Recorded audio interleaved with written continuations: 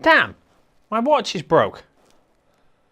It's not saying that it's April 1st, but apparently it must be because Sony have just announced 2 brand new cameras that I swear must be an April Fool's joke. You're not happy, are you? No, you pre-ordered the A1 and now you're pissed. Sony's just announced 2 brand new cameras, but you'll be forgiven if you haven't heard the news.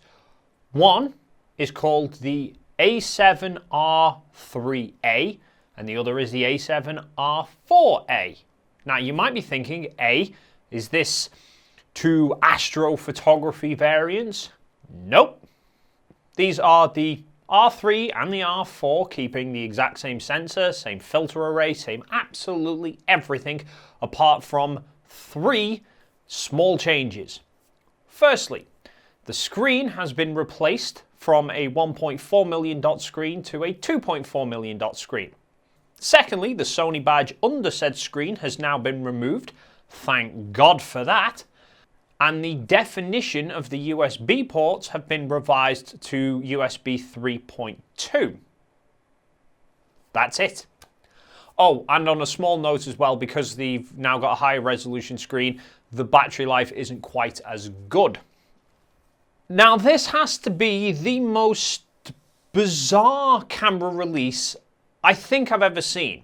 Obviously, it's not a true release in the sense that they're not really brand new cameras. They're just replacing production of the original Mark III and Mark IVs with the new A variants.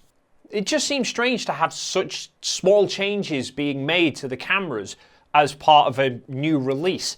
The USB ports, for example, from what I've seen of people commenting about this, although I don't actually definitively know for sure, but it seems like the hardware in the USB ports is actually no different. That it's just the definitions for them that have been replaced that allow them to get to 3.2. Which, if that's the case, could that not have been done with a firmware? Or, I don't know. The big talking point, the one area that everyone's discussing realistically though, is the screen. Now, Sony cameras have been criticized heavily in the past for having lower resolution LCD screens than the competition. And that's a fair criticism to make. And it's good in the sense that they've now replaced the older 1.4 million dot screen with a now higher resolution 2.4 million dot. Number one, why replace the screen on the A7R3? Given that that's a very old camera that has now essentially been replaced by the R4. I know the R3 is still in production, but it's essentially, it's no longer a current generation camera, so I don't think anyone would begrudge Sony for not updating the screen on that. The R4 makes a little bit more sense, I suppose.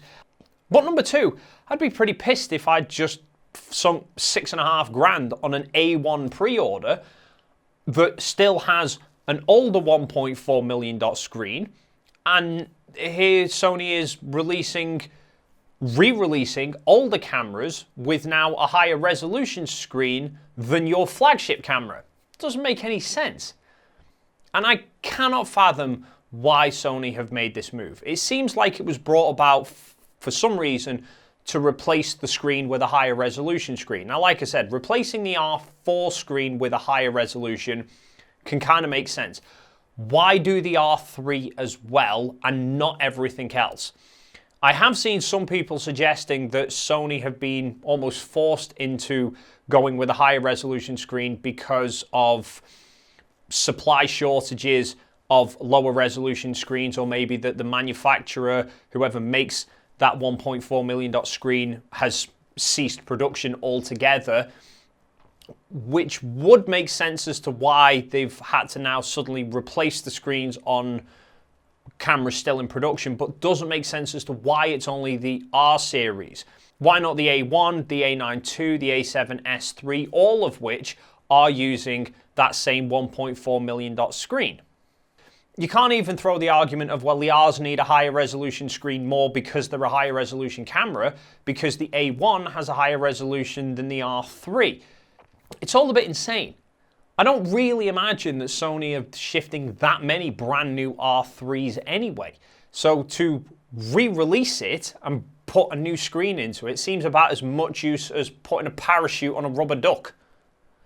Maybe Sony are about to replace all the cameras that have the 1.4 million dot and do them all as A variants with 2.4 million dots, but then why only announce the Rs now? It's not like it's a huge, big announcement release of a brand new camera and you want to trickle it out. Just do them all in one go.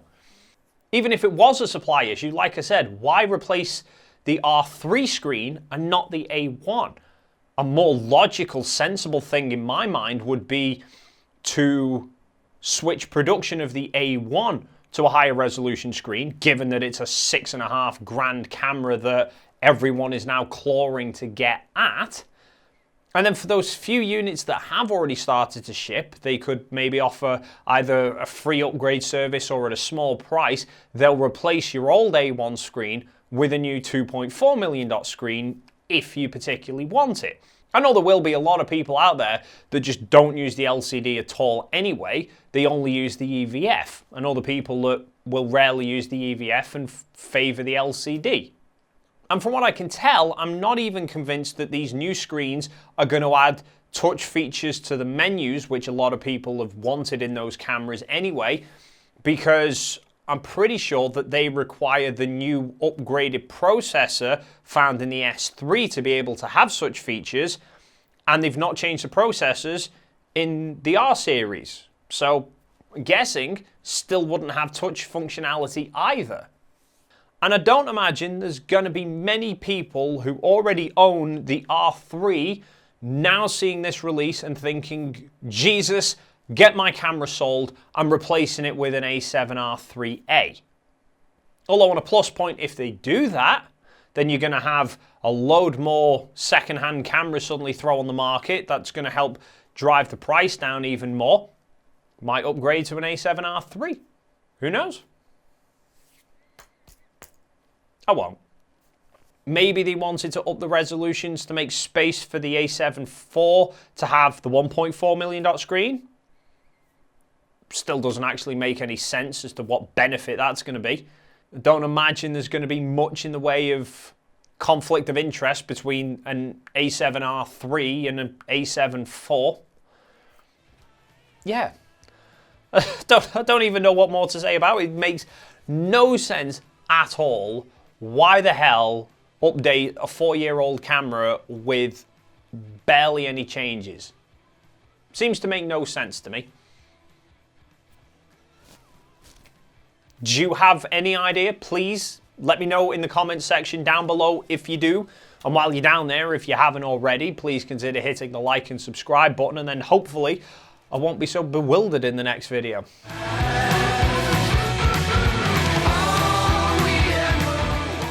Even he can't fathom it.